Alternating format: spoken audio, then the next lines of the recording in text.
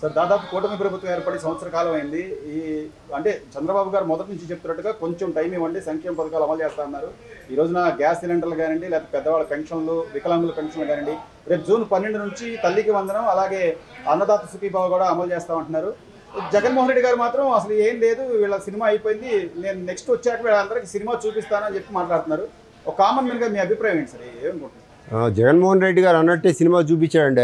2019, 2024 మధ్యలో ఆడుకున్నారా అనే సినిమా చూపించాడండి. ప్రజలతో ఆడుకున్నాడు. ఎవరైనా మీరు చేసేది తప్పు అని చెప్తే వాళ్ళతో ఆడుకున్నాడు. ఈ ఆడుకునే సినిమాను మాత్రం సూపర్ హిట్ చేసి వెళ్ళిపోయాడు. ఆ రాష్ట్రాన్ని అధోగతి పాలు చేసి వెళ్ళాడండి. ఈ అధోగతి పాలు చేసిన రాష్ట్రాన్ని గాడిలో పెట్టడానికి శ్రమించాలంటే ఇంకా 20 సంవత్సరాలు కూడా ఎవరి వల్ల అవ్వదు.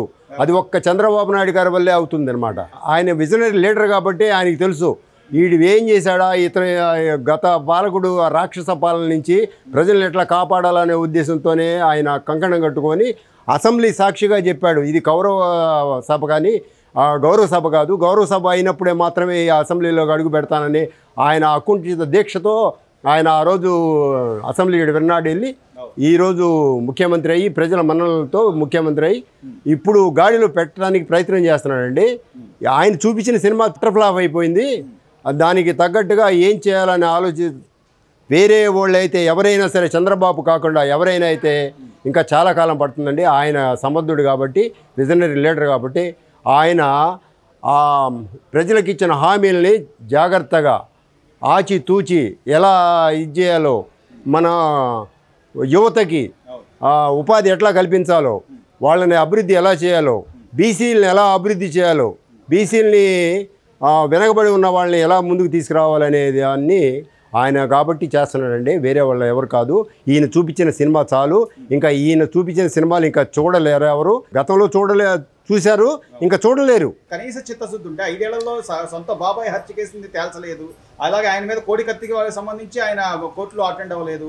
ఇంకా బురద చల్లుదామంటే ఈరోజు పేర్ని నాని గారు, బొత్స సత్యనారాయణ గారు, లేకపోతే రోజా గారు అసలు వీళ్ళకి చేత కాదు, వీళ్ళ వల్ల కాదని మాట్లాడుతున్నారంటే, ఒకవైపేమో పరిశ్రమలు వస్తున్నాయి, ఉద్యోగ అవకాశాలు కల్పించడానికి పెద్ద ఎత్తున వేరే పరిశ్రమలు వస్తున్నాయి. ఇంకోవైపు అమరావతి డెవలప్మెంట్ అవుతుంది. ఇన్ని కళ్ళ ముందు కనబడుతున్నా కూడా ఎందుకు ఒప్పుకోలేకపోతున్నారంటారు సార్? అతను ఏమి ఒప్పుకోలేడండి. అతను మొదటి నుంచి ఏంటంటే అతను అతనే మర్చిపోతుంటాడు. అంటే ప్రజలకి నేను ఇది చేశాను, వీళ్ళని అణగదొక్కడానికి ఇలా చేశాను, ప్రశ్నించే వాళ్ళని ఇలా చేశాననే మర్చిపోతుంటాడు. అయ్యే స్టేట్మెంట్లు ఇస్తూ ఉంటాడు అన్నమాట. అతను చేసింది ఏమనుకుంటాడంటే నేను ఇది చెప్పలేదేమో, ఇది చేయలేదేమో అనుకొని అదే చెప్తూ ఉంటాడు. అంటే చేసిందే చెప్తూ ఉంటాడు. అదే అనమాట. ఆ భాగంలోని ఇది రుద్దుతూ ఉంటాడు ఇతను.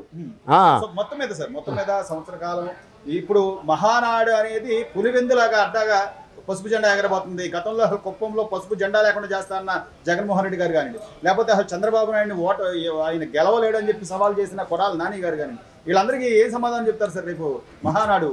ఈయన 175కి 175 స్థానాలు కొడతానని ఆయన పులివెందుల్లో కూడా చావు దప్పి కన్ను లొట్టబోయినట్టు అయిపోయింది అతని పరిస్థితి. అక్కడే విజయం సాధించేశారు. అక్కడే కూటమి ప్రభుత్వం విజయం సాధించేసింది. తెలుగుదేశం ప్రభుత్వం జెండా ఎగరేసేసింది కూడా. ఇక ఎవరు ఆపలేరు అతను కూటమి విజయాన్ని కానీ, కూటమి పయనాన్ని కానీ ఎవరు ఆపలేరు. ఇది తుఫాన్ అన్నమాట వాళ్ళకి. అవినీతి ఆరోపణలు ఎదుర్కొంటున్నా కూడా, ఒకవైపు లిక్కర్ కుంభకోణానికి సంబంధించి కొన్ని 100 కోట్ల రూపాయల స్కామ్ జరిగిందని చెప్తున్నా కూడా, లేదా అప్పుడు అమ్మిన లిక్కర్ వల్ల ఎంతో మంది అనారోగ్య బారిన పడి లివర్లు అలాగే కిడ్నీలు పోయిన వాళ్ళు ఉన్నారని చెప్పి స్టేట్మెంట్లు వస్తున్నా కూడా అసలు కనీసం అంటే పునరాలోచించుకుందాం మన హయాంలో ఏం జరిగిందనే ఆలోచన లేదంటారా? మర్చిపోతాడండి ఇతను, అన్ని మర్చిపోతుంటాడు. ఇప్పుడు బాబాయిని చేపించాడు, తర్వాత కోడికత్తి కేసు శ్రీనిధి అయిపోయింది. దాని తర్వాత గులకరాయి కేసు పెట్టి అంటే మర్చిపోతాడు. ఈ సేమ్ డ్రామాని ఆడదామని చూస్తాడు, కానీ ఇది ప్రజల్లోకి వెళ్ళిపోయింది, మన సంగతి తెలిసిపోయిందని మర్చిపోయి అతను ఎదుటి వాళ్ళ మీద వేస్తూ ఉంటాడు అన్నమాట. ఆ రోజు కూడా వివేకానంద రెడ్డి గారి లో నారాసుర రక్త చరిత్ర అని ఒక మీడియా, ఎల్లో మీడియా ఆర్టికల్ రాపిచ్చేశాడు. అది తెలియదు అనుకుంటాడు. ఏంటంటే ఆ అధికారంలో ఉంది తెలుగుదేశం పార్టీ అప్పుడు అనుకొని వీళ్ళ మీదకి వచ్చి రుద్దేస్తే నమ్మేస్తారు అనుకున్నారు. అలా నమ్మారు కూడా ప్రజలు. ఫస్ట్ అతను మోసాలు తెలియక నమ్మేశారు. ఇంకా నమ్మరండి, అర్థమైపోయింది. ఇక మళ్ళీ అవకాశం ఎవరంటారా? అసలు ఒక సంవత్సరం అయిపోయింది కదా, ఇంకో 3 ఏళ్ళు కళ్ళు మూసుకోండి, మనం వచ్చి సినిమా చూపిద్దాం అని చెప్పి నిన్న కూడా లేటెస్ట్ స్టేట్మెంట్. ఇంకేం చూపిస్తాడండి? ఇంకేం చూపిస్తాడు? చూపించిందంతా 1924 చూపించేశాడు కదా, మేము అనుభవించేసాం కదా. ఇక ఏంటంటే రోడ్డు మీద రావడానికి కూడా అవకాశం లేని సినిమా చూపించాడు కదండి. ఎక్కడో కాదు, రోడ్ల మీదే చూపించాడు సినిమాను మొత్తం. జగన్ సినిమా అయిపోయిందిగా, ఇంకేం సినిమా చూపిస్తాడు ఆయన? ఇంకా సినిమా చూసుకోవడమే, ఆయన చూపించడం కాదు, చూసుకోవాలి ఈ సినిమా. సంవత్సరం పాలన ఎలా ఉంది? కూటమి ప్రభుత్వం అధికారంలోకి వచ్చి సంవత్సరం అయింది. జగన్మోహన్ రెడ్డి నిన్న కూడా ప్రెస్ మీట్లో సంవత్సరం అయిపోయింది కదా, 3 ఏళ్ళ తర్వాత వీళ్ళకి సినిమా చూపిస్తాను, ప్రతి ఒక్కళ్ళ పేర్లు రాసుకోండి, ఏ బుక్ అయినా పర్వాలేదని జగన్మోహన్ రెడ్డి గారు సేమ్ అదే మాట్లాడుతున్నారు. ఎలా చూడాలి ఆయన వ్యాఖ్యలు? మళ్ళా మొదటికే ఏదో చెప్తారు చూసావా, ఆడలేనమ్మ మధ్యలో ఓడన్నట్టుగా ఈయనకి ఇచ్చిన అవకాశాన్ని ఈయన చేసుకోలేకపోయాడు. 151 సీట్లు ఇచ్చి ప్రజలంతా ఏదో యువకుడు ఉత్సాహవంతుడు ఏదో చేస్తాడని చెప్పి ఆలోచనతో ఈయనకి ఇస్తే ఏమీ చేయలేక సతికిలో పడిపోయాడు. దాని మీద విరక్తి కలిగి అసలు ప్రతిపక్ష హోదా కూడా లేకుండా పంపించేసిన తర్వాత ఇప్పుడు మళ్ళీ నేనేదో వచ్చేస్తాను, నేనేదో చేసేస్తాను, రెడ్ బుక్లు రాశారు, నేను బ్లూ బుక్ రాస్తాను, పింక్ బుక్ రాస్తాను, ఏ బుక్లు అన్నాడు. ఏ బుక్ రాయడానికి ఏం చేయడానికి అవకాశం లేదు. ప్రజలందరూ కూడా ఏకతాటిగా కూటమి ప్రభుత్వం వైపే ఉన్నారు. కూటమి ప్రభుత్వం రేపు ఏ ఎలక్షన్లు వచ్చినా సరే, రేపు లోకల్ బాడీ పంచాయతీ ఎలక్షన్ కానీ మున్సిపల్ ఎలక్షన్ ఏ ఎలక్షన్లు వచ్చినా సరే కూటమి ప్రభుత్వానికి అనుకూలంగానే ఉన్నారు తప్ప ఎటువంటి ఆలోచన లేదు. ఈయన కళలు ఏంటంటే ఈయనకి ఆల్రెడీ అయిపోయినాయి. ఈయన మీద ఇప్పుడు ఆ మద్యం కుంభకోణమే కానీ, ఈయన మీద ఉన్న అవినీతి కేసులే కానీ ఇవన్నీ ఒకటి బయటకు వస్తున్నాయి. ఈ కేసుల్లో ఇప్పుడు ఆల్రెడీ ఈయన దగ్గర ఉన్న మంత్రులు, సిఎస్ఓలు అందరూ ఆ జైల్లోకి వెళ్ళారు కదా. తరువాత నెక్స్ట్ జగన్ రెడ్డి ఈ అరెస్టుల నుంచి తప్పించుకోవడానికి ఇలాంటి డ్రామాలు ఆడుతున్నాడు. ఈ డ్రామాల వల్ల ఏంటంటే రేపు నేను అదిగో ఆ మాట అన్నాను కనుక నన్ను నిన్న మొన్న చూసాం, నేను రేపు పోలీసుల్ని నడి రోడ్లో బట్టలు ఎవరిస్తానని చెప్పి దాని నిమిత్తం స్వతహాగా కేసు ఫైల్ చేస్తుంటే మామూలు హైకోర్టుకి వెళ్తే పోలీసు వ్యవస్థ మామూలుగాళ్ళు మా మీద ఇలా వ్యాఖ్యలు చేశారంటే దాని మీద కేసు కూడా ఫైల్ చేయొచ్చు.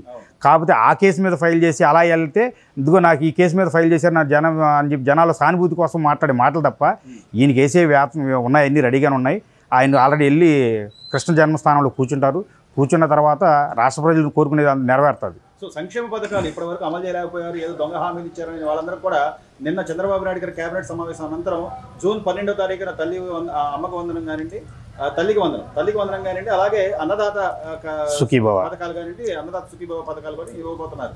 సో ఇంకా విమర్శించడానికి ఏమైనా అవకాశం ఉందంటారా వైసీపీ నాయకులకి? ఇప్పుడు వాళ్ళు చేయలేని పని ఈయన చేస్తారు.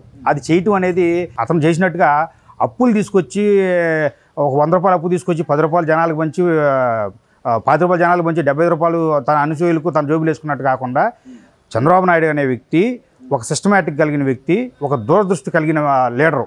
ఆయన ఆలోచన ఎలా ఉంటుందంటే ఒక అభివృద్ధిని ఇక్కడ ముందు కేంద్రీకరించాలి, అభివృద్ధి ద్వారా వచ్చే ఫలాల్ని ప్రజలకు పంచాలి. ఆ ఆలోచన చేశారు. ఆయన ఇచ్చిన ప్రతి హామీ నెరవేరుస్తారు. రాగానే పథకాలు ఇచ్చేయడానికి మనకు అప్పుల రాష్ట్రం ఇక్కడ మిగిలి చేయలేడు జగన్మోహన్ రెడ్డి. ఇక్కడ మనం మిగులు బడ్జెట్ ఏం లేదు, అప్పుల కుప్పను తయారు చేసేలాడు. ఈ అప్పుల కుప్ప నుంచి మనం జీతాలు ఇచ్చుకునే స్థాయిలో లేని దగ్గర నుంచి కేంద్ర సపోర్ట్తో అదంతా అధిగమించి ప్రస్తుతం నిలదొక్కుంటున్నాం కనుక నిలదొక్కున్న తర్వాత సంక్షేమ పథకాల రూపంలో జనాలకు ఇవ్వాలి.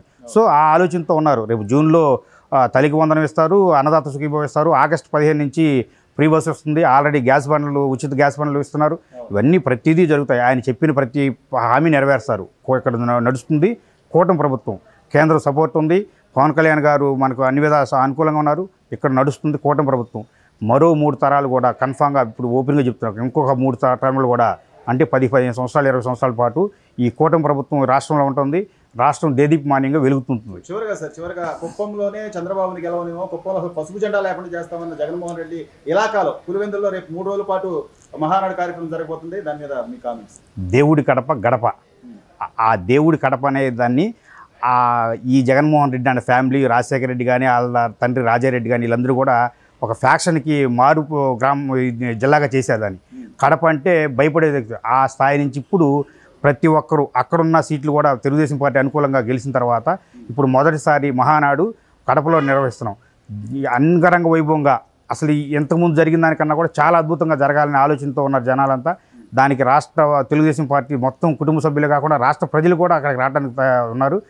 అక్కడ జరిగిన తర్వాత కడపకి గత చరిత్ర మర్చిపోయి కొత్త చరిత్ర మొదలవుద్ది. ఇక్కడి నుంచి రేపు ఈ మహానాడు జరిగిన తర్వాత గత కడపకి రేపు జరగబోయే కడపలో జరిగే మహానాడికి చాలా డిఫరెన్స్ ఉంటుంది. ఆ డిఫరెన్స్ కూడా ముందు ముందు మన రాష్ట్ర ప్రజలు చూస్తారు. అంత అభివృద్ధి జరుగుతుంది అక్కడ ఎందుకోవడానికి కారణం కూడా అదే. కడప అనేది చాలా వెనకబడిపోయి ఉంది. ఈ ఫ్యాక్షనిస్టుల గొడవలతోనే అక్కడ మునిగిపోయింది కనుక ఈ మహానాడు పెట్టిన తర్వాత మనము బలంగా అక్కడ మన వాణి వినిపిస్తే ఆ కడప నుంచే మొదలెట్టాలని చెప్పి మార్పు కన్ఫామ్గా కడప నుంచి మొదలవుద్దనే దాని నిర్ణయం తీసుకున్నారు. Thank you. Please subscribe to Leo news for more videos.